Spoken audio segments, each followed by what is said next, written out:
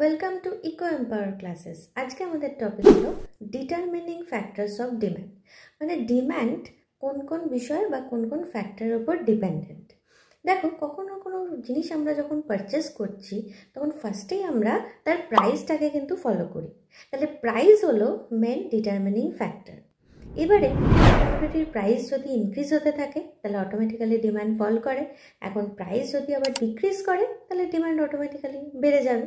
তো এখন ক্লোদিংয়ের প্রাইস যদি হঠাৎ করে ফল করে তাহলে লোকে অনেক বেশি বেশি ক্লোদিং কিনতে চাইবে।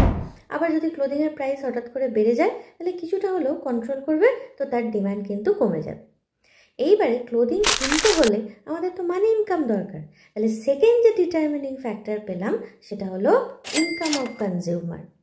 ইনকাম যদি খুব বেশি হয় কনজিউমারের তাহলে অবভিয়াসলি এবিলিটি টু পারচেস বাড়বে, তার সাথে ডিমান্ডও বাড়বে। এখন ইনকাম যদি কম হয় তাহলে কিন্তু আমাদের ডিমান্ডও কম হতে থাকবে। আবার থার্ড যে ফ্যাক্টরটা যার উপর ডিমান্ড ডিপেন্ডেন্ট সেটা হলো রিলেটেড কোনো গুডসের প্রাইস। সাপোজ যদি সফট ড্রিঙ্কসের প্রাইস বাড়ে, যেমন কোক, পেপসি, এগুলোর প্রাইস যদি বাড়ে তাহলে লোকে এখন জুস প্রেফার করছে। তাহলে কি সাবস্টিটিউট কোনো গুডসের প্রাইসের ওপরেও কিন্তু ডিমান্ডটা ডিপেন্ড করলো। আবার কমপ্লিমেন্টারি গুডস যেগুলো জয়েন্টলি ইউজ হয়, সাপোজ কার, পেট্রোল, এগুলোকে আমরা কমপ্লিমেন্টারি বলি।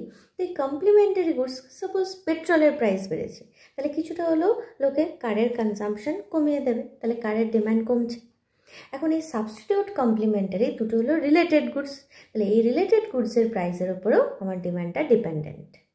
নেক্সট হলো টেস্ট অ্যান্ড প্রেফারেন্সেস। দেখো, সাপোজ মার্কেটে যেগুলো ট্রেন্ডি, যেমন হঠাৎ করে কোনো ফোন, নতুন কোনো ফোন এসছে বা ধরো কোনো অ্যাপ এসছে নতুন, তাহলে সেগুলোর জন্য মানুষের ডিমান্ড কিন্তু অটোমেটিক্যালি বেড়ে যায়। তাহলে টেস্ট অ্যান্ড প্রেফারেন্সের ওপরেও আমার ডিমান্ড কিন্তু ভ্যারি করে।